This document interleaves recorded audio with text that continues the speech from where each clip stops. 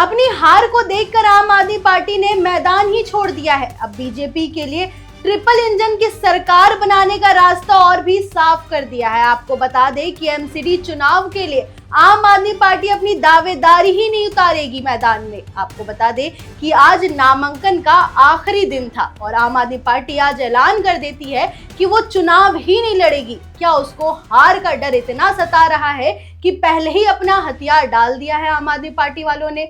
इस पर पूरी खबर पर हम आज चर्चा करेंगे और हमारे साथ मौजूद हैं हमारे सहयोगी नीरज जी। देखिए, ये एक बड़ा सवाल आज दिल्ली की जो राजनीति है उसमें शुरू हुई है और ये सवाल आम आदमी पार्टी के बयान के बाद से शुरुआत हुई है कि क्या विपक्ष की भूमिका भी नहीं निभाएगी आम आदमी पार्टी, क्योंकि दिल्ली में मेयर का चुनाव होना है और आज आम आदमी पार्टी ने साफ साफ इस बात का ऐलान कर दिया है तो वो दिल्ली में मेयर चुनाव के लिए कोई भी उम्मीदवार नहीं उतारेगी।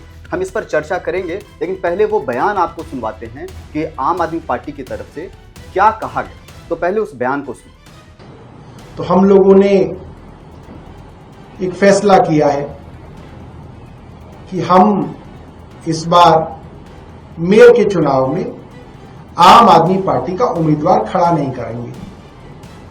भारतीय जनता पार्टी अपना मेयर बना ले, भारतीय जनता पार्टी अपनी स्टैंडिंग कमेटी बनाए और दिल्ली को बिना किसी बहाने बनाए 4 इंजन की सरकार कह लें या इसको 3 इंजन की सरकार कह लें। 4 में कभी कभी इसलिए कहता हूं क्योंकि चौथा इंजन एलजी है जो कभी कभी चलता है, कभी कभी रुक जाता है, आजकल रुका हुआ है, मगर कुल मिला के 4 इंजन की इनकी सरकार जो है उसको ये चलाएं और दिल्ली वाले को दिखाएं। आतिशी जी हमारे लीडर ऑफ। तो जैसा आपने सुना, आम आदमी पार्टी के जो प्रवक्ता हैं सौरभ भारद्वाज और पूर्व मुख्यमंत्री आतिशी दोनों आज प्रेस कॉन्फ्रेंस में आए थे और इसी प्रेस कॉन्फ्रेंस करने के दौरान उन्होंने साफ साफ इस बात का ऐलान कर दिया कि आम आदमी पार्टी की ओर से दिल्ली एमसीडी के लिए मेयर का कोई भी उम्मीदवार नहीं होगा। इसका मतलब साफ हो गया है मुस्कान कि अगर आप कैंडिडेट्स ही नहीं देंगे तो फिर चुनाव नहीं होगा। इसका मतलब कि बीजेपी के लिए रास्ता साफ हो गया है। जैसा आपने बताया कि आज आखिरी तारीख है नॉमिनेशंस के लिए और साफ है कि उनकी तरफ से कोई नाम नहीं आएगा। तो बीजेपी की ओर से इकबाल सिंह का नाम आ रहा है सामने। सरदार राजा इकबाल सिंह उनका पूरा नाम है और डिप्टी मेयर के लिए जय भगवान यादव को उम्मीदवारी दी जा रही है बीजेपी की ओर से। जी, तो जैसे अब मैदान में आम आदमी पार्टी उतरेगी नहीं तो ये चुनाव आखिर होता कैसा, ये एमसीडी का चुनाव आखिर होता कैसे है? देखिए, इसका पूरा एक गणित है और मैं अपने दर्शकों को, खासतौर से ओएनओजी के जो दर्शक हैं उनको विस्तार से समझाते हैं कि चुनाव कैसे होता है। एमसीडी की जो मेयर चुनाव की जो प्रक्रिया है उसके लिए कुल पार्षद जो 250 हैं वो 250 पार्षद वोटिंग में हिस्सा लेते हैं। इसका पूरा कार्यकाल जो है वो 1 साल का होता है, लेकिन 250 पार्षदों के साथ दिल्ली के जो 7 सांसद हैं वो भी होते हैं। आप समझ सकते हैं इस ग्राफिक्स के जरिए कि 250 पार्षद प्लस दिल्ली के सांसद, 3 राज्यसभा सांसद और साथ साथ विधानसभा अध्यक्ष जो 14 विधायकों को जो मनोनीत करते हैं वो। तो कुल मिलाकर के आंकड़ा जो है इस तरीके से पूरा बनता है 250 प्लस 7 प्लस 3 प्लस 14। इस वक्त अगर हम भारतीय जनता पार्टी के लिहाज से बात करें मुस्कान, तो बीजेपी के पास बहुमत साफ दिखाई दे रहा है क्योंकि दिल्ली के 7 सीटों पर भारतीय जनता पार्टी के ही सांसद हैं। इस बात को समझना बहुत जरूरी है। जी, बहुमत के लिए कितना नंबर चाहिए होता है, कितने सांसदों का वोट चाहिए होता है बहुमत के लिए? देखिए, अगर मौजूदा हालात की बात करें तो इस वक्त दिल्ली में जो टोटल पार्षदों की जो स्ट्रेंथ है वो 238 है। ये 238 सांसद फिलहाल दिल्ली में हैं। लोकसभा और राज्यसभा के सांसद और मनोनीत विधायक की अगर संख्या जो 7, 3, 10 और 14 की अगर आंकड़ों को जोड़ ले तो ये जो आंकड़ा है ये 262 तक पहुंचता है। यानी मेयर बनने के लिए कुल 132 वोट की जरूरत है और भाजपा के 117 पार्षद हैं, 7 लोकसभा के सदस्य हैं, 11 मनोनीत विधायकों को मिला दे तो यह आंकड़ा 135 तक पहुंच जाता है। अब आप समझिए कि 132 वोट चाहिए, 135 का आंकड़ा है। क्यों आम आदमी पार्टी पीछे हट रही? क्योंकि वो जानती है कि उम्मीदवारी देकर के भी वो चुनाव में जीत नहीं सकती। लिहाजा एक नया एक्सक्यूज बनाया गया कि हम भारतीय जनता पार्टी को वॉक ओवर दे रहे हैं, मौका दे रहे हैं। बेसिकली वो चुनाव ही नहीं जीत सकते।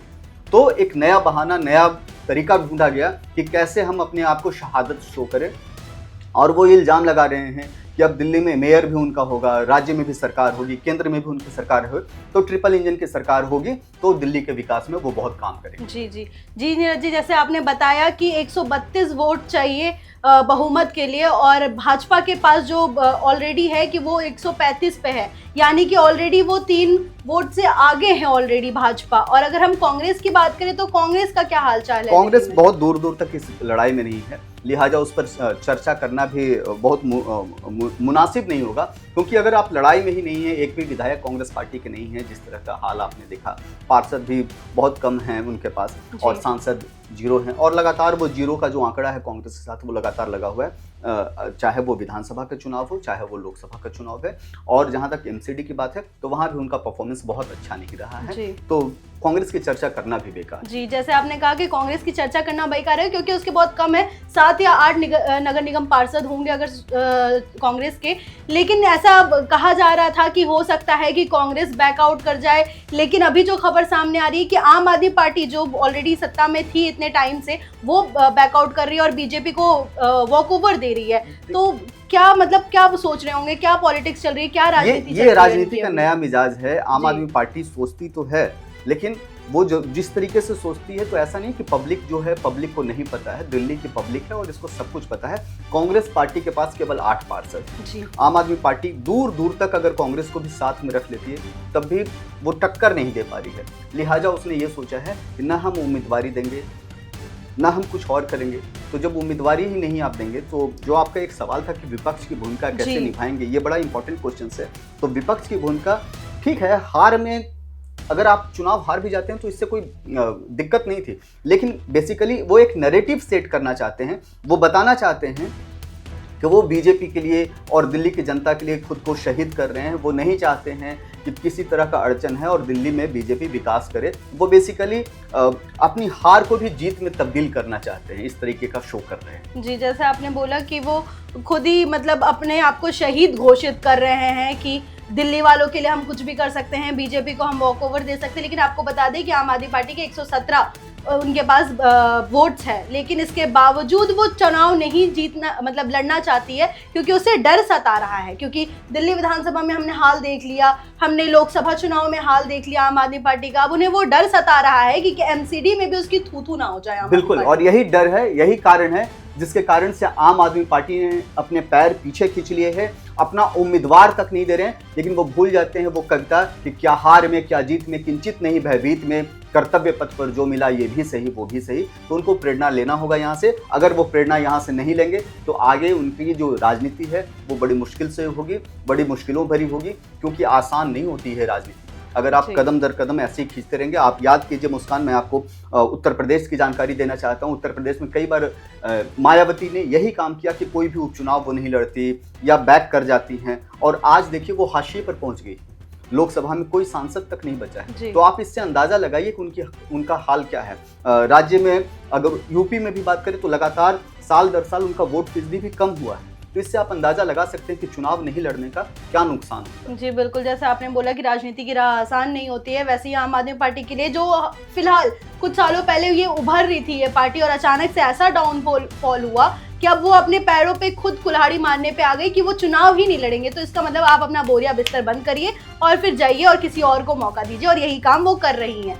और अब देखना ये होगा कि आगे और क्या फैसला लेती है आम आदमी पार्टी। इससे पहले आपको बता दें कि राजा इकबाल जो है उनका मेयर बनना तो फिलहाल तय माना जा रहा है। इस खबर पर हमारी पैनी नजर बनी हुई है। इस खबर पर ज्यादा अपडेट के लिए और बने रहें ONOG न्यूज के साथ। धन्यवाद।